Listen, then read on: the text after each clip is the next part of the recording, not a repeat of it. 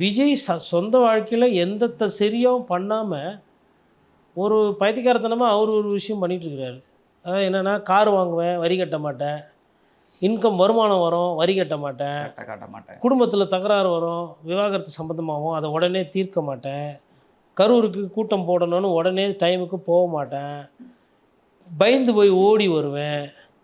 அப்புறம் நானே சிபிஐ விசாரணை வேணும், இல்லை வேறு யாருனா விசாரிக்கணுன்னுவேன். அப்புறம் அங்கே போனோன்னா அவங்கள போட்டு அமுகுறாங்கன்னுவேன், எதிர்கட்சி சதின்பேன். பூராத்தையும் பண்ணிட்டு எனக்கு அரசியல் பண்ண தெல்லு திம்பு திராணி கிடையாது. உண்மை அதான். விஜய் அவர்களுக்கு தில்லு தெம்பு திராணி கிடையாது. தில்லுன்னா என்ன?